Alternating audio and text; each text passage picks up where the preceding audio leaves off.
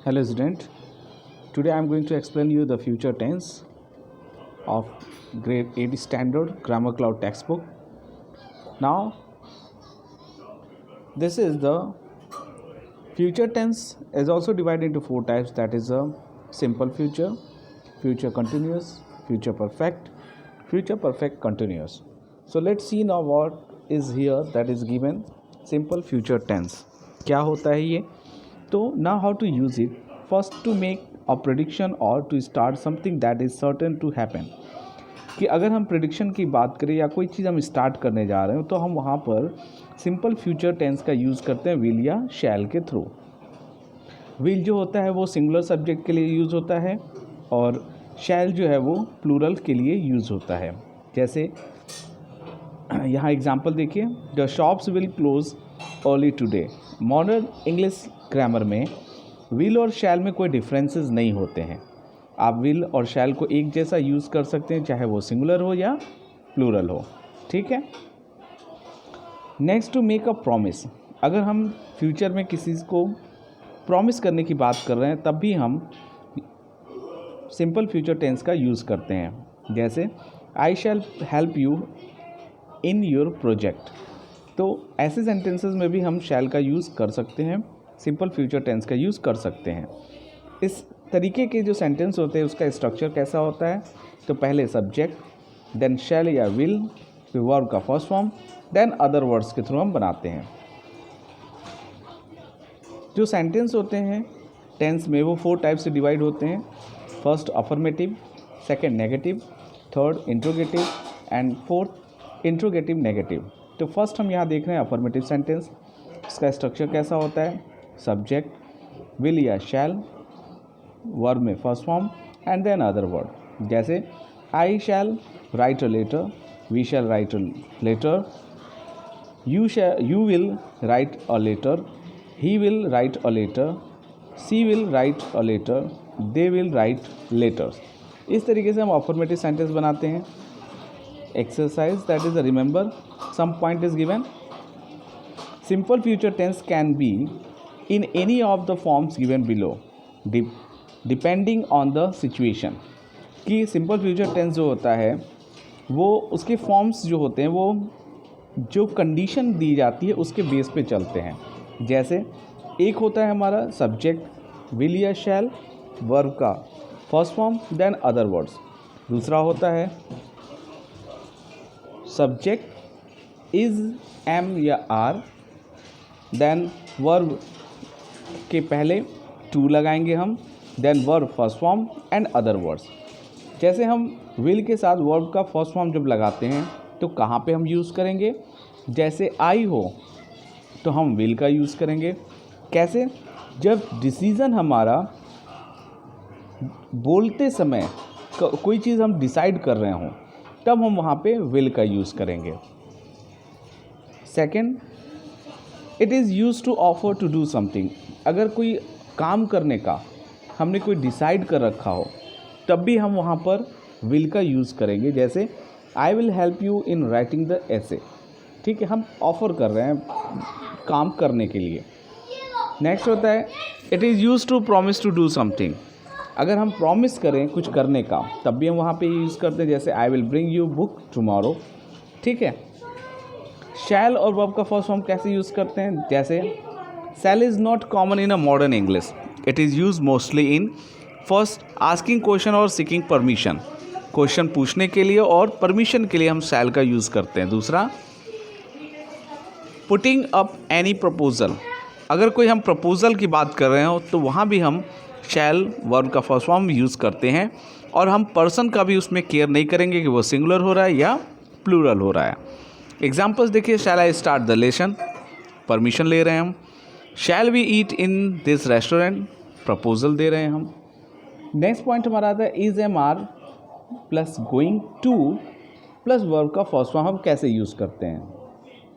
In many cases will plus verb का first form and is am are plus going to plus verb का first form can replace each other. दोनों एक दूसरे को change करते हैं. कैसे? कुछ केसेस ऐसे होते हैं, कुछ सर्टेन सिचुएशंस होती है उसमें हम इसको यूज़ करते हैं अप्रोप्रिएट वे में। जैसे first we use is am are going to plus verb first form to suggest that there is an intention और a decision to do something in the near future, कि अगर हम कोई coming time में कोई decide करने वाले हैं तब हम वहाँ पर इसका यूज़ करेंगे। जैसे we are going to play a friendly match tomorrow, the employers are going to have a press conference. तो ये चीज़ होने वाला है, ठीक है, नियर फ्यूचर में, इसलिए हम is am are going to plus verb के फर्स्ट फॉर्म से बनाएंगे। नेक्स्ट है we also use is am are plus going to plus verb first form to predict a future action when is clear evidence of its coming true. ठीक है, predict करने वाले हैं future में evidence के साथ, तब हम वहाँ यूज़ करते हैं। जैसे it is 6 o'clock, Seema is going to be late for class, 6 बज गए हैं और मुझे लग रहा है कि सीमा आज क्लास के लिए लेट हो जाएगी, तो वहाँ भी हम ऐसे यूज़ करते हैं। I am late today, I am going to take a bus to reach school on time, आज मुझे लेट हो गया और आज मैं स्कूल जाऊँगा बस के थ्रू। ठीक है, तो ऐसे सेंटेंसेस में भी हम is am are going to plus verb का फर्स्ट फॉर्म यूज़ करते हैं। नेक्स्ट है we also use is am are plus going to plus verb first form to indicate likelihood, but will plus first form indicate a greater amount of certainty. यहाँ पे देखना है कि जब कोई एक्शन हो रहा हो और एक्शन में थोड़ा लाइकली की ज़रूरत हो, तो वहाँ हम is am are going to plus verb के फर्स्ट फॉर्म से बनाएंगे।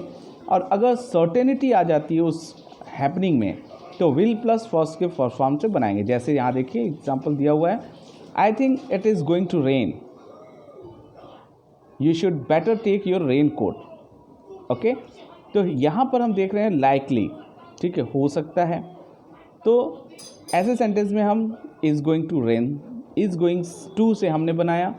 नेक्स्ट है there will be a heavy rainfall in the north eastern region at night, definite to rain, मतलब कि नॉर्थ ईस्टर्न जो रीजन है वहाँ पर बारिश होती है, तो ये चीज़ होके रहता है, तो हम वहाँ पे विल बी यूज़ करेंगे। He looks pale, I think he is going to be ill, तो यहाँ पे प्रोबेबली हो रहा है, ठीक है, तो हम यहाँ पर इज़ गोइंग टू से बनाएंगे। The doctor said to the patient if you take this medicine you will be cured in a week, तो यहाँ पे डेफिनेट थिंग्स हो रही है कि अगर मेडिसिन लोगे तो आप ठीक हो जाएगा, तो हम विल बी से उसको बनाएंगे। We use is am are going to plus verb का first form if an intention और a decision exist beforehand. We use will plus verb का first form if a decision is made at the time of speaking, कि अगर कोई हमारा decision बोलने के समय आता है तो हम विल प्लस वर्ब के फर्स्ट फॉर्म से बनाएंगे, और अगर कोई डिसीजन हमारा बाद में होने वाला है तो हम उसको is am are going to verb के फर्स्ट फॉर्म से बनाएंगे। जैसे we are going to shift to our new house, ये हम बाद के लिए ले रहे हैं decision. We won't accept hike in rent, we shall shift to a new house, it means decision is making when you are speaking. आपने पहले बताया कि रेंट बहुत बढ़ रहा है, मुझे पसंद नहीं है और हम दूसरे घर में शिफ्ट करेंगे, तो आपने पहले बोला कि जो रेंट है वो बढ़ता जा रहा है, वो मुझे पसंद नहीं है, और उसी समय आपने बोल दिया कि हम दूसरे घर में शिफ्ट हो जाएंगे। ये होता है that is a on the time you are going to use the will be. We use shall with first person only to seek permission और offer proposal. Shall I close the window, it is windy outside, proposal हो रहा है। Shall I invite them for tomorrow's party, यहाँ पे permission लिया जा रहा है। तो ऐसे हम यहाँ पर is am are going to plus verb का फर्स्ट फॉर्म को यूज़ करते हैं, और कंडीशन के अकॉर्डिंग हम विल या शैल का यूज़ करते हैं। Now exercise is given, that is I have given you solution also, but many times I told you have to do by yourself first, then you go through the answer, and in this way you have to check your answer is right or wrong. Next is a negative sentence. Negative sentence use the not and make the sentence. कैसे बनता है ये देखते हैं। Subject will और shall आता है, then not आएगा, वर्ब का फर्स्ट फॉर्म आएगा एंड अदर वर्ड्स हो जाते हैं। जैसे I shall not write a letter, we shall not write letters, you will not write a letter, he will not write a letter, she will not write a letter, they will not write letters। तो यहाँ पे subject बहुत सारे difference तरीके के दिए हुए हैं, उसके अकॉर्डिंग आप विल और शैल को यहाँ देख सकते हैं कैसे यूज़ होता है। नॉट का सेंटेंस कैसे बनाते हैं ये भी यहाँ पे बताया गया है। अब हम आ जाते हैं अपने एग्जाम्पल पे, एक्सरसाइज पे। Exercise that is given okay कि आपको अफर्मेटिव से नेगेटिव बनाना है, नेगेटिव से अफर्मेटिव बनाना है, इंटरचेंज करते रहना है और आपको पहले खुद से ये एक्सरसाइज सॉल्व करनी है। Read properly okay, then you can understand betterly कि how to make a sentence. Next हमारा आता है इंट्रोगेटिव सेंटेंस, यस या नो टाइप क्वेश्चंस। तो इंट्रोगेटिव सेंटेंस हम कैसे बनाते हैं, फॉर्मेशन यहाँ पे दिया हुआ है, ठीक है। And in the next lecture I will explain you interrogative sentence also. Thank you.